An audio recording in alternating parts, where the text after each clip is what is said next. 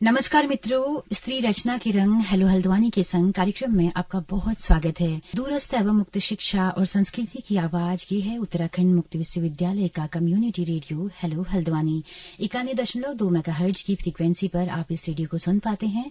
दोस्तों, आज एक बहुत ही खूबसूरत कार्यक्रम हम आपके लिए लेकर आए हैं, स्त्री रचना की रंग हेलो हल्द्वानी के संग, जिसमें हम लोग स्त्री रचनाओं को पढ़ते भी हैं और स्त्री रचनाकारों की जुबानी भी इस कार्यक्रम को हम करते हैं। तो आज हमारे साथ मौजूद हैं हल्द्वानी का एक बहुत सुंदर चेहरा, एक बहुत हंसता मुस्कुराता हुआ चेहरा, एक जीवंत और एक जीवट व्यक्तित्व डॉक्टर प्रभा पंत इस वक्त हमारे साथ मौजूद हैं, जो कि साहित्यकार हैं, कवि हैं और उसके अलावा अगर अकादमिक परिचय दूं तो MBPG स्नातकोत्तर महाविद्यालय में हिंदी विभाग में विभागाध्यक्ष हैं। डॉक्टर प्रभा पंत, आपका बहुत बहुत स्वागत है हमारे इस कार्यक्रम में। धन्यवाद सुनीता जी। आप आए हैं तो रेडियो में रौनक सी आ गई है। धन्यवाद। क्योंकि काफी खुशमिजाज आप हैं। तो आज हम स्त्री रचना की रंग हेलो हल्द्वानी के संग कार्यक्रम की शुरुआत करते हैं। मदर्स डे अभी आने वाला है, तो उससे मैं चाहती हूँ कि आप अपनी कविता की शुरुआत करें।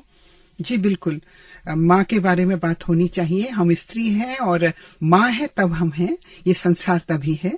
तो हाँ, मैं बिल्कुल आपको माँ से संबंधित एक बहुत प्यारी कविता सुनाना चाहती हूँ। प्यारी इसलिए कि इसमें माँ है। माँ, कहते हैं सब लोग मुझसे अब तुम बूढ़ी हो चुकी हो। माँ, कहते हैं सब लोग मुझसे अब तुम बूढ़ी हो चुकी हो। कृशकाय हो गई निसंदेह तुम, दृष्टि भी धुंधला गई तुम्हारी। जिन बाहों ने झूला झुलाया, जिन पैरों ने चलना सिखाया, शिथिल हो गई वह देह तुम्हारी। कुछ कहो कुछ सुनती हो, क्या बात है। बीती बातें भी भूल चुकी हो। क्या बात है, कुछ कहो कुछ सुनती हो, एक बहुत ही सही बात आपने कही है। क्योंकि एक टाइम ऐसा आता है जब माँ की हम लोग की जो इंद्रियां हैं वो शिथिल हो ही जाती है और हाँ। सामने वाला इरिटेट हो रहा होता है कि क्या सुनती हो तुम। हाँ, बिल्कुल बिल्कुल बिल्कुल यही भाव उस वक्त मन में था जब ये मैंने लिखा अपनी माँ को देखकर। और ऐसी बहुत बूढ़ी माँ से मैं उन दिनों मिली जब मैं एक PPT तैयार कर रही थी माँ के ऊपर।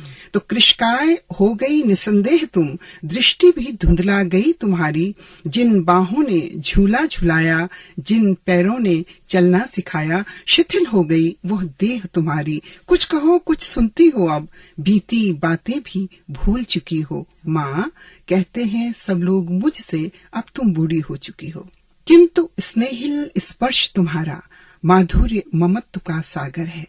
किंतु स्नेहिल स्पर्श तुम्हारा माधुर्य ममत्व का सागर है। दीप ज्योति सी उज्ज्वलित बातें आशीषों से भरी गागर है। आंचल की छाया तेरी माँ, धूप में छांव शीत में धूप सी लगती है। अपने जीवन की ग्रीष्म ऋतु को यद्यपि अब तुम खो चुकी हो। अपने जीवन की ग्रीष्म ऋतु को यद्यपि अब तुम खो चुकी हो। माँ, कहते हैं सब लोग मुझसे अब तुम बूढ़ी हो चुकी हो। बहुत सुंदर। आंखें तुम्हारी अब भी माँ स्नेह वर्षण ही करती हैं। क्या बात है। आंखें तुम्हारी अब भी माँ स्नेह वर्षण ही करती हैं। अनकही बातें तुम्हारी मुझको प्रेरित करती हैं। शक्तिहीन तन के भीतर शक्तिमान है हृदय तुम्हारा। शक्तिहीन तन के भीतर शक्तिमान है हृदय तुम्हारा। अपने तन मन की सारी शक्ति, अपने तन मन की सारी शक्ति माँ तुम मुझ में बो चुकी हो। माँ, कहते हैं सब लोग मुझसे अब तुम बूढ़ी हो चुकी हो। माँ कहकर जब भी पुकारूं, माँ कहकर जब भी पुकारूं, सुन लेता है हृदय तुम्हारा। माँ कहकर जब भी पुकारूं, सुन लेता है हृदय तुम्हारा। भूख प्यास भुलाकर अपनी हर लेती सब कष्ट हमारा। कभी कभी अब मुझको माँ, कभी कभी अब मुझको माँ नन्ही बच्ची तुम लगती हो। कभी कभी अब मुझको माँ नन्ही बच्ची तुम लगती हो। बूढ़ी हो चुकी हो बेशक, पर माँ तुम तो माँ ही लगती हो। क्या बात है। बूढ़ी हो चुकी हो बेशक, पर माँ तुम माँ ही लगती हो। माँ, कहते हैं सब लोग मुझसे अब तुम बूढ़ी हो चुकी हो। बहुत ही सुंदर, बहुत भावुक करने वाली कविता है। और मैम, मुझे लगता है कि जो आपने कहा ना कि बच्ची लगती हो, तो बच्चे और बुजुर्ग लोगों के लिए जो परवरिश जो होती है, जो उनके लिए जो केयर टेकिंग होती है, वो सेम होती है मुझे लगता है। हाँ बिल्कुल होती है। तवज्जो हमें देनी होती है और वही सिचुएशन होती है, बच्चा है तो दांत नहीं है पहले उसके, और बूढ़े होने के बाद भी दांत आपके चले जाते हैं, तो खाने की दिक्कतें, केयर वाली दिक्कतें, तो सब कुछ हमें एक बच्चे की तरह ही बुजुर्ग को ट्रीट करना होता है। लेकिन एक फर्क होता है बच्चों में और बूढ़ों में। मैंने पाया, सुना भी बहुत था लोगों से, यही अक्सर हम लोग कहते हैं ना, बच्चे और बूढ़े एक जैसे हो जाते। एक मायने में बहुत फर्क होता है, वो ये क्यों, एक बार वो देने वाले होते हैं ना, वो दे चुके होते हैं, जबकि बच्चा हमेशा से ले रहा होता है। तो इससे हम अनजाने में अपने बुजुर्गों का कई बार उनके अहम को चोट पहुंचाते हैं। तो ये हमें जरूर ध्यान रखना चाहिए कि हमें अपने बुजुर्गों से व्यवहार कैसे करना है, उनके अहम को हम ठेस ना पहुंचाएं। वो जिस तरह से जी रहे हैं ना, उनको स्वतंत्र रूप में हमने जीने देना चाहिए, ऐसा मुझे लगता है। और मैंने पाया भी, क्योंकि मैं मनोविज्ञान को लेकर काम करती हूँ, तो मैंने जब भी बुजुर्गों से बातें की तो वो कब और क्यों आहत होते हैं, तो उनको हर बात में टोकना नहीं चाहिए, क्योंकि उनका एक अनुभव संसार से गुजरते हुए वहां तक पहुंचे और अपना बेस्ट उन्होंने हमें दिया है ना। जबकि बच्चों में फर्क होता है। देखिए, बच्चों को हम सिखा रहे होते हैं उस दुनिया में जीना, कि उन्हें कैसे संस्कारित हमें करना है, उन्हें कैसा लोगों से व्यवहार करना चाहिए, और बुजुर्गों को हम सिखाते नहीं हैं। हमें तो उनसे सीखना चाहिए, उनके साथ बैठ के उनके अनुभव सुनना चाहिए। सुनीता जी, आपको सुनकर अच्छा लगेगा कि मेरे जो एमए के विद्यार्थी हैं ना, हम लोग यहाँ एक प्रोजेक्ट दिया जाता है बच्चों को, डिजर्टेशन या वैसे भी असाइनमेंट वगैरह देते हैं। तो मेरा ये प्रयास रहता है, मैं अपने बच्चों को कुछ ऐसे असाइनमेंट दूं जिससे वो अपने दादा दादी के साथ बैठे। अब जो भी उनके घर में बूढ़े लोग हैं, नाना नानी, अड़ोस पड़ोस में भी जो बूढ़े हैं, उनको मैं ये प्रेरित करती हूँ कि बेटा आप ना उनके पास जाके ये चीज पूछिए, उनसे आपको पता चलेगी। तो उससे मेरा दोहरा मकसद होता है। एक तो उन बुजुर्गों को जिनको मैं जानती नहीं हूँ, लेकिन हमारे इस दुनिया के हैं, वो हमारे समाज के हैं, और ये जो बच्चे हमारे बीच में हैं, ये उनसे जुड़े हुए लोग हैं ना कहीं दूर के रिश्तेदार से ही। तो जब उनके बीच में जाते हैं तो उनको ये महसूस होता है कि कोई मेरे पास आया, मुझसे उसने बातें की, मुझे उसने सुना। अक्सर वैल्यू है। जी बिल्कुल, अक्सर लोगों को लगता है ना, उनको कुछ हम गिफ्ट दे के बात को पूरा करना चाहते हैं। उन्हें कुछ नहीं चाहिए होता है, उन्हें आपका समय चाहिए होता है। लेकिन और जो ही नहीं है, जी, जो हम लोग देते ही नहीं है, है। और जब चले जाते हैं फिर उनका गौरवगान करते हैं, उसका कोई औचित्य भी नहीं है ना। तो मैं सोचती हूँ हम बच्चों में ये आदत डाल दें कि बेटा आप उनसे पूछिएगा, उस बारे में पूछिएगा, तो बच्चे वो कलेक्शन लेकर आते हैं ना। तो और उनकी जो बातें मैं फिर सुनती हूँ, बच्चों के अनुभव वो अद्भुत होते हैं। तो मुझे खुशी होती है कि मैं बुजुर्गों को कुछ दे पाई। बिल्कुल, ये बहुत बड़ा योगदान है आपका कि आप जैसे, क्योंकि आप जहाँ पे हैं वहाँ पे आपके हाथ में इस तरह की पावर्स हैं कि आप इसको अमल पे ला सकते हैं। जी बिल्कुल, तो ये बहुत बेहतरीन काम है आपका, क्योंकि हम भी देखते हैं जब हर घरों में बुजुर्ग एकदम उपेक्षित से पड़े रहते हैं, और बहुत सारे ओल्ड एज होम यहाँ खुलने लगे हैं हल्द्वानी में, बढ़ रहे हैं उनकी संख्या। तो बहुत बुरा लगता है देख के, बहुत ज्यादा बुरा लगता है। और उनको घर में भी मैडम आप देखिएगा ना, घर में भी कहने को वो घर में है, लेकिन जो आपने कहा कि बच्चे और बूढ़े की, खाली बच्चे को दूध पिला दिया, सुला दिया, उससे तो उतनी नींद आती है। बुजुर्गों की नींद खत्म हो चुकी होती है। तो बुजुर्ग और बच्चे एक जैसे नहीं होते हैं, मैं सिर्फ ये कहना चाहती हूँ। बिल्कुल नहीं, ये बिल्कुल पॉइंट वाली बात है। मैं केयर टेकिंग के मामले में कह रही थी, जी, लेकिन अगर इसकी तहों में जाएं तो इतनी तहें निकल के आ रही है। आपने देखा होगा लोग, लेकिन ये इतना ही मान के चलते हैं कि बच्चे और बूढ़े एक समान होते हैं, केवल एक मायने में एक समान होते हैं कि उनका आपको केयर करनी पड़ती है। बाकी बिल्कुल अलग होते हैं बच्चे और बूढ़े, उनका एक अलग मनोविज्ञान होता है। बिल्कुल, उनके उठने का समय, उनके सोने का समय, तो उनके लिए तो सुबह 3 बजे 4 बजे उनको नींद ही नहीं आती। बिल्कुल, और कभी भी नींद आ जाती है, जी बिल्कुल। तो मुझे लग रहा है कि आप जिस पद पे हैं वहाँ रहते हुए आप बहुत सारी रिसर्च, इस तरह की चीजें करवा सकते हैं। तो आप ऑब्वियसली कराएंगे ही, क्योंकि आप मतलब दिल से जुड़ी हुई है उन चीजों से। बिल्कुल। तो आज का जो हमारा एपिसोड है वो हमारी माँ को तो समर्पित पहले हो ही गया है, अब हम बेटियों को समर्पित करना चाहते हैं। आप कुछ चंद कविताएं लेकर आई हैं बेटियों पर। जी, मुझे बेटियां बहुत प्यारी लगती हैं। मैंने बेटियों के लिए, मैं कहूँ इससे पहले मैं औरत के लिए कहना चाहती हूँ कुछ। क्यों हूँ भीड़ में शामिल, क्यों हूँ भीड़ में शामिल, क्यों दौड़ का हिस्सा बनती जाऊं, क्यों हूँ भीड़ में शामिल, क्यों दौड़ का हिस्सा बनती जाऊं, अपनी धुन में खोई खोई सी, क्यों ना एकल में चलती जाऊं, क्यों ना एकल में चलती जाऊं। क्या बात है। और इसी तरह बड़े मायने हैं इस जी बिल्कुल, अपनी धुन में खोई। अपनी धुन में खोने का भी इजाजत नहीं है हमें, अगर देखें। जी बिल्कुल। और हम क्यों दूसरे के सामने अपने को प्रमाणित करना चाहते हैं।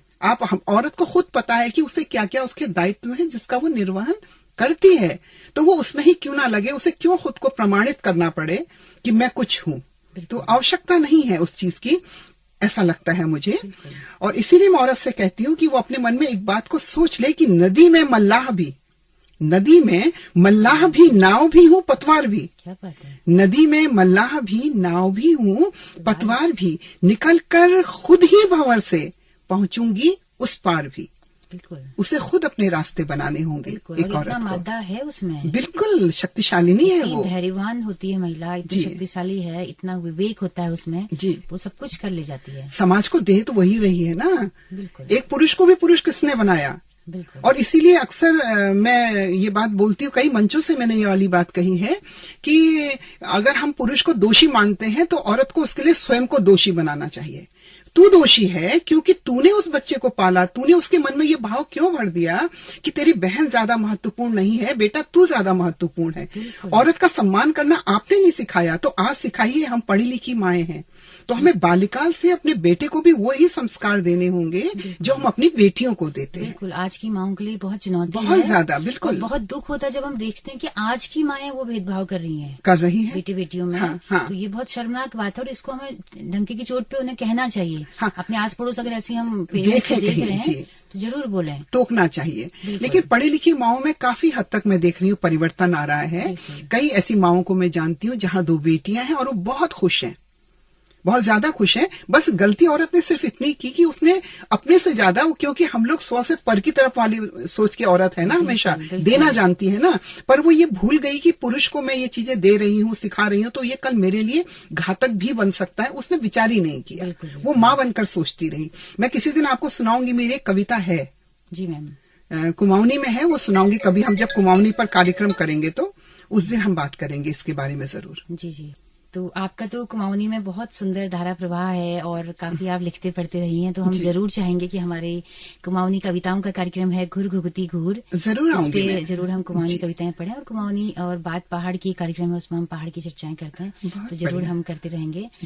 तो औरत पे हमने कविता पढ़ी, बहुत सुंदर कविता। अभी हाल ही में कहीं पीरियड्स को लेकर भी एक कविता अभी वायरल हो रही थी जी, कि औरत कह रही है कि जिस को तुम इस तरह से देते हो, दबी हुई पन्नियों में, काली पन्नियों के बीच में, उसी रक्त से तुम भ्रूण बनके तुम सामने आए हो। तो बड़ी एक मार्मिक सी कविता थी। तो स्त्री विमर्श में तो बहुत कुछ लिखा जा रहा है, बहुत कुछ लिखा जा रहा है, औरत महसूस कर रही है। बिल्कुल, आज पीड़िता खुद लिख रही है। पहले से लोग, पुरुष जो है वो पीड़िता के बारे में स्त्रियों को लिखा करता था, आज भुक्तभोगी खुद लिख रहा है, तो उसका असर ही कुछ और होगा। जी बिल्कुल बिल्कुल। तो ये परिवर्तन सकारात्मक है समाज के लिए। बिल्कुल बिल्कुल। तो मैं चाहती हूँ कि आप अगली कविता पढ़ें। मैं बेटियों पर कुछ सुनाना चाहती हूँ। आप देखेंगे इसमें आपको बेटी दिखाई देगी। पल में तोला पल में माशा, पल में तोला पल में माशा बन जाती हैं बेटियां। पल में रोती पल में हंसती, रूठती मान जाती हैं क्षण में बेटियां। क्या बात है। बिजली सी चमकती दमकती बिखरा घर संवारती हैं बेटियां। बिजली सी चमकती दमकती बिखरा घर संवारती हैं बेटियां। घर के कामों से थक कर भी समझती खुद को बेरोजगार बेटियां। घर के कामों से थक कर भी समझती खुद को बेरोजगार बेटियां। देवी बनने की चाह में इंसान भी नहीं रह पाती बेटियां। देवी बनने की चाह में इंसान भी नहीं रह पाती बेटियां। लड़के उगाने की चाह में खरपतवार सी उखाड़ी जाती बेटियां। लड़के उगाने की चाह में खरपतवार सी उजाड़ी जाती बेटियां। उनकी अपेक्षा ही नहीं है जैसे उनकी। बिल्कुल, बहुत सटीक उपमा मुझे लग रहा दी है आपने यहाँ पे खरपतवार की। वही समझते हैं ना, तभी तो इतने अबॉर्शन कराए जाते हैं। तभी वो नंदकिशोर हटवाल जी की कविता जो है कि बोए जाते हैं बेटे और उगाती हैं बेटियां। देखिए ये है ना, आपने उगाया था आपने गेहूं और उसमें खरपतवार उग गई जी, तो वो उखाड़ी जाती है बेटियां। हिस्से की खाद ऐसा बोला जाता है कि खरपतवार ने ले ली। जी बिल्कुल बिल्कुल, बहुत सुंदर उपमा है जी। धन्यवाद धन्यवाद जी। बाकी मुझे एक चीज और याद आ रही है कि जैसे आपने कहा कि बेरोजगार समझती हैं बेटियां। तो अभी जस्ट एक और वायरल कुछ हो रहा था, एक पोस्टर उसमें दिया था कि एक महिला काम करने के बाद फिर काम पे जा रही है और काम करके फिर काम को लौट रही है। तो ये हम कामकाजी महिलाओं का जीवन है कि सुबह हम घर पे काम करते हैं, फिर हम यहाँ काम पे आते हैं, फिर घर जाके फिर हमें काम पे लौटना होता है। तो अनवरत काम है, कामकाजी महिला का, कामकाजी फिर भी हम महिला। बेरोजगार एक तरह से हैं या हाँ, नहीं, एक्चुअली क्या होता है, मैं यहाँ पर थोड़ा सा आपको और एक और दृष्टि दिखाना चाहती हूँ। इसमें क्या होता है, मैंने एक बहुत प्रबुद्ध लोगों के बीच में भी कभी बात होती है ना, तो आपकी पत्नी क्या करती है, अगर पुरुष से भी पूछो, औरत तो ये मानती है मैं कुछ नहीं करती हूँ, पुरुष कहेगा नहीं कुछ नहीं, वो हाउस वाइफ है। तो मैंने इस बात पर उससे कहा कि ये आप बिल्कुल मत कहिए, अगर आप जो इतने आज आपको लोग पहचान रहे हैं, ये सब आपकी बीवी की वजह से है। जो गृह प्रबंधन वो कर रही है, आप इतने मैनेजमेंट के कोर्सेज आज हो रहे हैं, एक महिला पूरे घर को मैनेज कर रही है, तो आप उसको कैसे कह सकते हैं कि मैडम वो कुछ नहीं करती।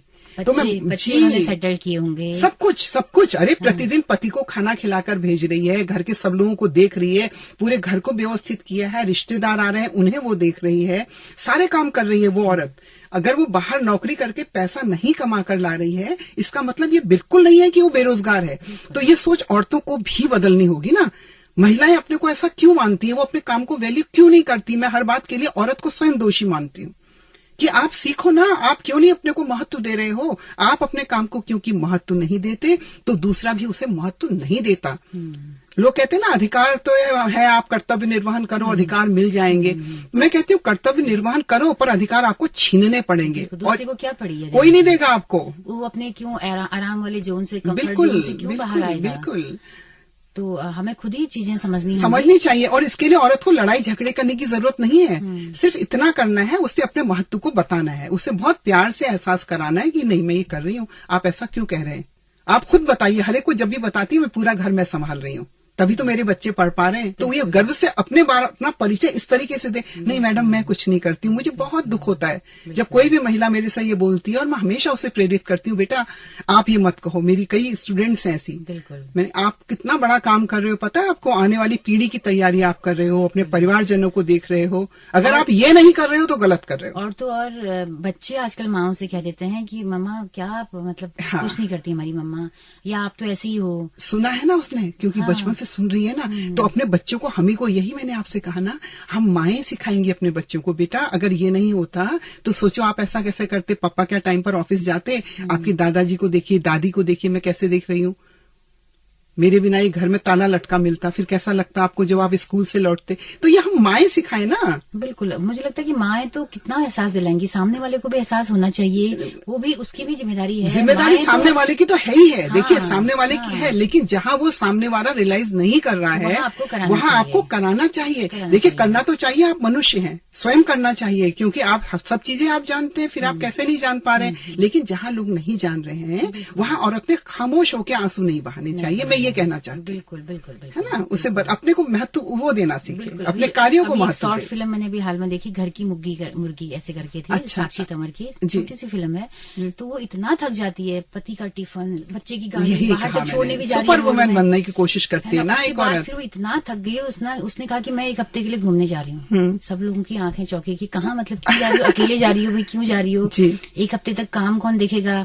फिर वो तो अपना निकल जाती है। हाँ। और फिर घर में वो सब पति लोग फिर हिसाब करें कि काम वाले को इतना देना है, उसको ये देना है, प्रेस वाली को इतना देना है, छोटे छोटे काम। तब उनको एहसास होता है कि कितना कुछ माँ कर रही होती है, कितना कुछ पत्नी कर रही होती है। तो वो गई तो नहीं होती है कहीं, वो वापस आ जाती है, लेकिन घर वालों को वो एहसास हो जाता है। कहा था ना मैंने आपसे, यही है एक्चुअली, ये सच्चाई है। पता है आपको, हमें एहसास कराना पड़ता है। हमारे अब देखिए पुराने समय से लोग कहते हैं कि बिना मांगी भोले दूध ले निदिन इज ना, माँ दूध नहीं पिलाती, बच्चा जब रोता है। हाँ, तो इसलिए ये समझ लीजिए, तो छोटा सा निकल जाए घरों से, या मायके को चले जाएंगे, कहीं ना कहीं निकल जाएंगे। तो हम वहाँ रहते हुए क्यों ना जताएं? हाँ, जाने की जरूरत क्यों है हमको? बिल्कुल। मैं ये कह रही हूँ, वो वक्त आ गया है। कई बार रहते हुए भी एहसास नहीं होता, तो कराना पड़ेगा। कोई भी कदम उठाइए, बिल्कुल, वो आपको पता है कि सामने वाले का मनोविज्ञान क्या है, वो कैसे समझेगा, बिल्कुल, या कैसे समझेगी। जरूरी नहीं है कि पुरुष ही हमारे साथ ऐसा करता है, महिलाएं भी कर रही होती है ऐसा, कि आप तू करती क्या है, आप कर क्या रही हैं ना। तो दोनों बराबर के दोषी हैं। बिल्कुल मैम, है ना। तो हम लोग काफी अच्छी चर्चा हो रही है इन मुद्दों पे कविता के साथ में। तो एक मैं आपको लड़कियों पर एक सुनाना चाहती हूँ। इसमें भी आपको लड़कियों का एक मनोविज्ञान और एक दिखेगा कि वो भी एक मनुष्य है। आती है लड़कों की तरह एक उम्र लड़कियों के जीवन में भी, आती है लड़कों की तरह एक उम्र लड़कियों के जीवन में भी, लाती है संग अपने उत्साह, उमंग और उल्लास। वह उम्र जब जानना चाहती है वो चटकती कलियों और फल बनते फूलों का कारण। ओह, क्या बात है। हाँ, क्या बात है, बहुत सुंदर। अंग प्रत्यंग का संवर्धन, सौंदर्य सुगंध की अनुभूति लगने लगती है तब उन्हें भी मनमोहक मादक बहुत सुंदर आती है। लड़कों की तरह एक उम्र लड़कियों के जीवन में भी लाती है संग अपने उत्साह, उमंग और उल्लास। वह उम्र जब जानना चाहती है वह चटकती कलियों और फल फूल बनते फूलों का कारण, अंग प्रत्यंग के संवर्धन, सौंदर्य सुगंध की अनुभूति लगने लगती है तब उन्हें भी मनमोहक मादक। मुकुलित होकर अतखिली कलियों सी करना चाहती हैं वह भी आकर्षित सुरभित धरा के कण कण को। मुकुलित होकर अतखिली कलियों सी करना चाहती हैं वह भी आकर्षित सुरभित धरा के कण कण को चहचहाकर चिड़ियों की तरह हर लेना चाहती हैं, चीत्कार करुण क्रुंदन विश्व का मधुर संगीत बनकर। रंगना चाहती हैं दिशाएं धरती और अंबर को उड़ उड़कर रंग बिरंगी तितलियों की तरह। समेट लेना चाहती हैं उद्दाम समुद्र को बाहों में अपनी उत्कल नदी बनकर। बादलों के बीच बिजली सी चमककर, बादलों के बीच बिजली सी चमककर मिटाना चाहती हैं आच्छादित अंधकार। बुझाना चाहती हैं प्यास पृथ्वी की घनघोर घटाओं सी व्यथा पीड़ा पीकर।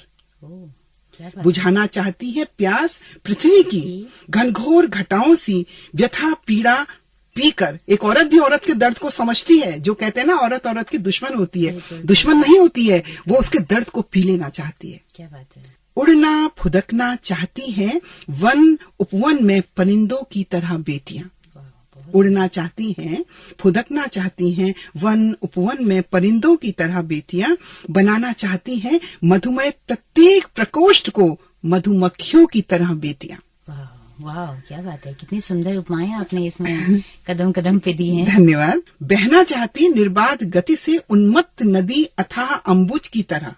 बहना चाहती निर्बाध गति से उन्मत्त नदी अथाह अम्बुज की तरह, किंतु रोक कर उनके प्रवाह को, ये पंक्तियां ध्यान देने योग्य हैं, किंतु रोक कर उनके प्रवाह को मोड़ दिया जाता है नियत दिशा में उन्हें। ओह, क्या बात है, नियत दिशा में उन्हें छीनकर स्वप्न सारे उनके रौंद दिया जाता है उत्साह उमंग उल्लास उनका। छीनकर स्वप्न सारे उनके रौंद दिया जाता है उत्साह उमंग उल्लास उनका, किंतु निष्ठुर नर पिशाच रहते आतुर अतृप्त फिर भी मिटाने को अस्तित्व उनका निर्ममता से।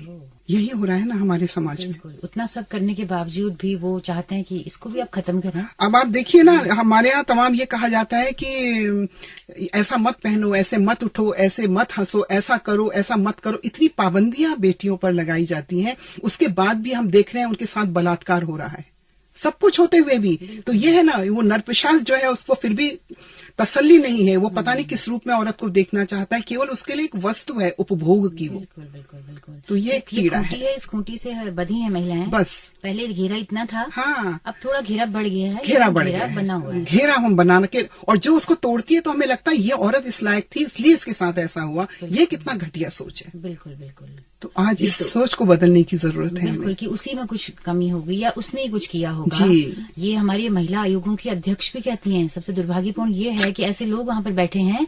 ये तो जीन्स पहनी है इसने, तो ये तो इसका कैरेक्टर ही ऐसा होगा। ऐसा भी हमने काउंसलिंग के समय सुना हुआ है। आप ये देखिए, मैं खुद भी एक काउंसलर हूँ महिला इच्छुक ब्यूरो में। यहाँ पारिवारिक झगड़ों के निपटारे उसके लिए हम जाते हैं।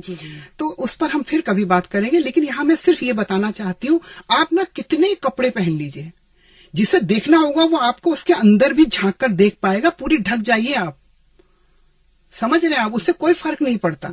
जिनकी दृष्टि में खोट होता है ना, वो ही चीज देखेंगे जिन्हें देखना होता है, जहां देखना होता है। तिजोरी में बंद होता है ना इतना जेवरात वगैरह, चोर को तो पता होता है वहां है, वो फिर भी ताला तोड़कर वहां जाता है। बिल्कुल बिल्कुल, बस ऐसे समझ लीजिए उसको। बिल्कुल सही बात कही आपने, बिल्कुल सही उपमा दी। तो आपने इसमें एक वो भी सेंटेंस दिया था कि एक उम्र लड़कों की तरह लड़कियों की भी आती है जी। तो लड़कियों को उस उम्र को एक्सप्रेस करने की भी मनाही है। हाँ, यही इसी ये जो मैंने इसमें है, ये मेरा कुछ नहीं है। मैं जो बेटियों में देखती हूँ, देखिए मेरे आसपास असंख्य बेटियां हैं। मैं बहुत सौभाग्यशालिनी हूँ। प्रभु ने इतना दिव्य मंच मुझे दिया है, एक टीचर के रूप में, एक अध्यापिका के रूप में मुझे वहां बिठाया है ना। तो मैं कितनी ही बेटियों को और बेटों को देखती हूँ, उनके सोच को देखती हूँ, उनके क्रियाकलापों को देखती हूँ, उनकी उमंगों को देखती हूँ। तो वही मैंने इसमें उकेरा है। ये मेरा कुछ भी नहीं है, ये हकीकत में है। बिल्कुल बिल्कुल जी। तो मनाही जो है वो उम्मीद है कि वो खुलापन, वो उन्मुक्त नदी की बहाव मिलेगा, उसको नियत दिशा में नहीं मोड़ा जाएगा। बिल्कुल। तो बहुत सुंदर कविता आपने सुनाई मैम। अब कुछ और कविता अगर आप कहें या कोई और संदेश आपका हो चलते चलते। मुझे लगता है कविताएं बहुत हो गई हैं और संदेश बस यही है कि मैं कहना चाहती हूँ हर एक औरत से, जो भी मुझे सुन रहा है इस वक्त, चाहे वो एक युवा है, कोई वृद्ध है, या पिता है या नहीं है, दादा है, चाचा है, मामा है, जो भी मुझे सुन रहा है, उनसे मेरा बस विनम्र आग्रह है। मैं ये तो नहीं कहूंगी कि आप स्वच्छंद छोड़ दीजिए। देखिए, नदी भी जब दो कूलों के बीच में बहती है तो वो सिंचन करती हुई बहती है, धरती को हरा भरा रखती है, सुख शांति हमें देती है ना। लेकिन जब वही स्वच्छंद हो जाती है तो बाढ़ का रूप धारण कर लेती है। तो ये पाबंदियां आप एक लड़के के लिए भी लगाइए और एक लड़की के लिए भी, क्योंकि समाज को सुंदर बनाने के लिए बहुत जरूरी है। हम जिस समाज में रहते हैं वहाँ नियम कानून होने चाहिए, ये मैं मानती हूँ। मैंने कहा ना, दोनों के लिए होने चाहिए, वो बहुत ज्यादा जरूरी है। निर्भया कांड जब हुआ था उस समय पे ये मांग उठी थी कि 5 बजे के बाद लड़कियां घरों से बाहर नहीं निकलेंगी, सरकारों ने कहा था। लेकिन लोगों की तरफ से आवाज आई कि क्या लड़कियां थोड़ी ये सब कर रही हैं, जो कर रहा है उसके लिए पाबंदी लगाई, 5 बजे के बाद लड़के घरों से बाहर नहीं निकलेंगे। तो ये एक आक्रोश था इस तरह का, बिल्कुल, कि जो गुनहगार है उसको उस पर पाबंदी लगाई जाए, लड़कियों पे क्यों लगाई जा रही है, क्यों लगाई जा रही है। मुझे याद है, मैं बहुत साल पहले, तब मैं पिथौरागढ़ में हुआ करती थी, एक सेमिनार था नैनीताल में महादेवी वर्मा जी को लेकर। तो बहुत, तब मैं बिल्कुल नई थी और वो लोग तो बहुत मेरे लिए विशिष्ट थे, छोटी बच्ची थी समझ लीजिए, क्योंकि उम्र से कोई बड़ा नहीं होता। तो वो लोग बहुत, मैं जो भी बोलना होता था, पूछना होता था ना, बेबाकी से, वैसे आज भी पूछती हूँ, लेकिन तब तो मैं बिल्कुल ही परवाह नहीं करती थी, क्योंकि मुझे ढेर सारे सवाल मेरे अंदर उस वक्त थे ना। तो महादेवी वर्मा पर बातें करते करते हमारे कुछ सम्मानीय प्रोफेसर्स ने कई बातें कही। तो एक उन्होंने कहा कि कुछ महिलाओं के लिए कुछ यही बातें बोली, पहनना ओढ़ना और ये सब बातें, और ये शाम को जो आपने कहा नहीं क्यों निकलती हो, अगर ना निकले तो ये नहीं होगा और वो नहीं होगा, दुनिया भर की बातें हो रही थी, मुझसे नहीं रहा गया। तो मैं खड़ी हुई कि मैंने कहा, सर मेरी एक जिज्ञासा है। जी पूछिए। मैंने कहा, सर मैं बस ये पूछना चाहती हूँ कि पुरुष क्या एक कोई हिंसक पशु है क्या, कि जिसे देखकर औरत ने डर कर दूर रहना चाहिए उसे, और वो शाम के समय बाहर निकलता है तो औरतों ने घर के अंदर चले जाना चाहिए, लड़कियों ने निकलना। तो वो कुछ जवाब नहीं दे पाए मेरी बात का। मैंने बड़ा अजीब सा सवाल शायद पूछा था, पर मैं आज भी, मुझे ये लगता है कि आप पुरुष से उसको डरा क्यों रहे हो, आप लोग दोनों में दूरी क्यों बना रहे हो। कितना खूबसूरत रिश्ता है एक औरत और आदमी का, देखिए धरती आकाश का जैसा अद्भुत है। अगर ये सोचे पुरुष ना हो तो फिर स्त्री क्या है, कुछ नहीं, और स्त्री ना हो तो पुरुष का जीवन क्या है, कुछ भी नहीं। हाँ, अगर ऐसा नहीं होता तो माँ बाप क्यों लालायित रहते हैं एक अच्छा सुयोगी वर ढूंढने के लिए, लड़कियां क्यों चाहती है मुझे एक प्यारा सा दोस्त मिले, क्यों हम लोग ढूंढते हैं, क्यों तलाश में रहते हैं, क्यों एक पुरुष तलाश में रहता है एक स्त्री की। तो ये साक्षी है इन बातों का, ये प्रमाणित करती हैं चीजें कि दोनों को बहुत जरूरत है एक दूसरे की, लेकिन प्यार की। और जहाँ इस तरह से सही दिशा में प्रेम आगे बढ़ता है वो समाज सुंदर भी बनता है। प्रेम तो हमेशा अच्छा होता है जी। बड़े बड़े लोगों ने यही कहा है, ढाई आखर प्रेम का पढ़े सो पंडित होए। तो प्रेम का मतलब लोगों ने शरीर बना दिया है, संकुचित कर दिया अर्थ को, तो ये तो उनकी गलती है ना। प्रेम तो बहुत विस्तार दिया हुआ शब्द है ना। बिल्कुल बिल्कुल, जो प्रेम कर सकता है वो फिर हर चीज से प्रेम करेगा। जी बिल्कुल बिल्कुल, मानव से तो करेगा ही, वन्य जीवों से करेगा, वो अपने आसपास की हर चीज को प्रेम करता है, वो हिंसक कभी हो ही नहीं सकता। हो नहीं सकता, बिल्कुल। जब कोई कभी प्रेम में हो ना, उन लोगों से भी मुझे, क्योंकि काउंसलर हूँ, मैंने कहा ना सब तरीके के लोग आते हैं, तो मैं आपको जरूर यहाँ पर साझा करना चाहती हूँ। पता है, जब व्यक्ति एक लड़की एक लड़के से प्रेम कर रही होती है, एक लड़का, वो इतने प्यारे पल होते हैं, इतनी प्यारी उस समय उसकी मन स्थिति होती है, दुनिया की हर चीज उसको बहुत प्यारी लगती है। पता है आपको, बहुत बहुत प्यारी। वो लोग इतने खुश होते हैं, इतने खुश होते हैं, पर बीच में लोग उसको भी पसंद नहीं करते, और यही सवाल लोग कहते हैं, मैम कहते थे लोग प्रेम करो, फिर आप हमें देखकर लोग ऐसा क्यों कर रहे हैं।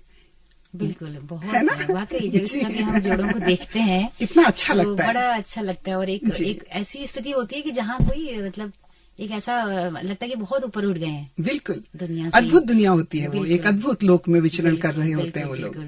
तो मैम आज के लिए इतना ही, लेकिन इतना सारा भंडार है आपके पास में। हम चाहते हैं कि एक दिन कुमाऊनी पर बात हो, एक दिन अगर आपने बताया कि काउंसलिंग आप कर रहे हैं तो वो जो केसेज हैं उन पर हम लोग डिस्कशन करें, ताकि हमारे तमाम श्रोता जी, वो तो आप एक बंद कमरे में कुछ चंद लोगों के साथ कर रहे हैं, लेकिन रेडियो के जरिए अगर वो काउंसलिंग जाएगी जी, तो वो पल शायद किसी के जीवन में आए न, उस तरह के दुखद पल, तो पहले ही वो लोग सचेत हो जाएं या फिर अपने रिश्तों को ठीक कर लें। तो हम चाहेंगे कि आप दोबारा फिर से आएं।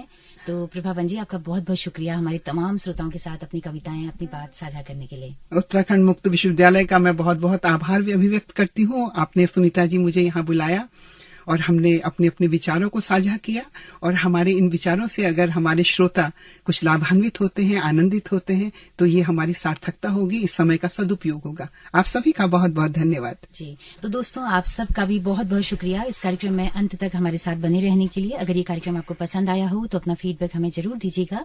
जैसा कि हम बताते हैं कि हमारा रेडियो एक कम्युनिटी रेडियो है, जिसकी पहुंच रेडियो में केवल हल्द्वानी शहर तक है। लेकिन अगर आप हमारे कार्यक्रमों को दूर दराज पहाड़ों में या देश के किसी भी हिस्से में सुनना चाहते हैं तो हमारे YouTube चैनल के जरिए आप इन कार्यक्रमों को सुन सकते हैं। हेलो हल्द्वानी नाम से हमारा YouTube चैनल है, फेसबुक पेज है। आपके फीडबैक का हमें बहुत बेसब्री से इंतजार रहेगा। इसी के साथ अपने रेडियो मित्र सुनीता भास्कर को दीजिए इजाजत। नमस्कार।